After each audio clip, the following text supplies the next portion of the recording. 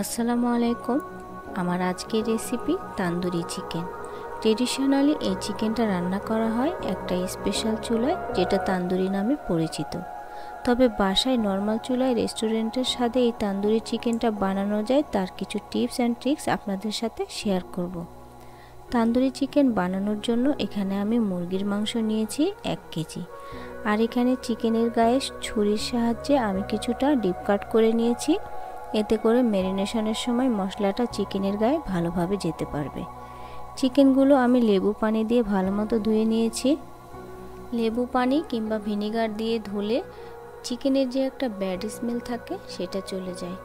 এখন দিয়ে দিচ্ছি অল্পখানি টক দই, তারপরে দিয়ে দিচ্ছি 1 টেবিল চামচের মতো আদা বাটা, 1 টেবিল চামচ রসুন বাটা, 1 টেবিল চামচ গুঁড়া মরিচের গুঁড়া। আপনারা যে যেমন ঝাল খাবেন সেইভাবে দিবেন। দিয়ে দিচ্ছি অল্প একটু গুঁড়া হলুদ, তারপরে দিয়ে দিচ্ছি এখানে গরম মশলার গুঁড়া, দিয়ে দিচ্ছি তান্দুরি মশলার গুঁড়া, এখন দিয়ে দিচ্ছি ধনিয়া এবং জিরার গুঁড়া 1 টেবিল চামচ, এখন দিয়ে দিচ্ছি গোলমরিচের গুঁড়া,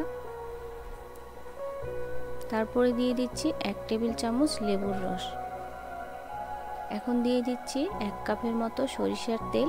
এখানে অবশ্যই সরিষার তেল ব্যবহার করতে হবে, তবে আসল স্বাদটা পাওয়া যাবে। দিয়ে দিলাম স্বাদ মতো লবণ। এখন এগুলোকে একসাথে মিশিয়ে নিচ্ছি।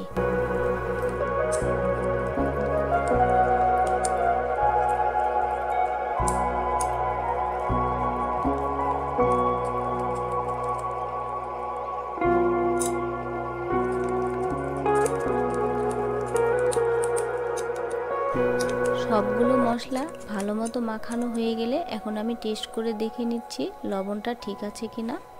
লবণ ঠিক থাকলে চিকেনের উপরে সবগুলো মশলা ঢেলে দিচ্ছি। এখন যতটা ভালোভাবে মিক্স করা যায় আমি মিশিয়ে নিচ্ছি। তারপরে এগুলো মাখানো হয়ে গেলে 2 ঘন্টার জন্য আমি রেস্টে রেখে দেব।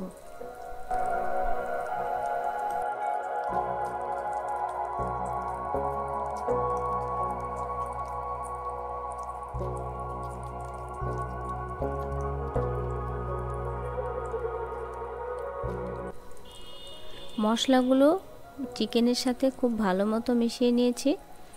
এখন আমি এইগুলোকে ঢেকে রেস্টে রেখে দেব 2 ঘন্টার জন্য। আপনারা চাইলে সারা রাতের জন্য নর্মাল ফ্রিজে রেখে দিতে পারেন। ফিরে এলাম 2 ঘন্টা পরে। এখন অল্প একটু ফুড কালার নিয়ে আমি চিকেনের সাথে ভালো মতো মাখিয়ে রাখবো। আপনারা চাইলে ফুড কালার নাও দিতে পারেন।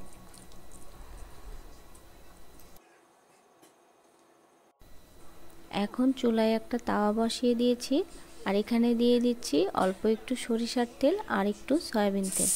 আপনারা চাইলে শুধু সয়াবিন তেল দিয়েও ভাজতে পারেন। এখন চিকেনগুলোকে দিয়ে দিচ্ছি।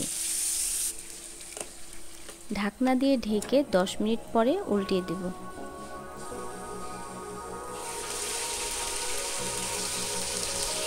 এখন উল্টিয়ে দেওয়া হয়ে গেলে এই পাশেও আমি 10 মিনিট ঢেকে রেখে ভেজে নিচ্ছি।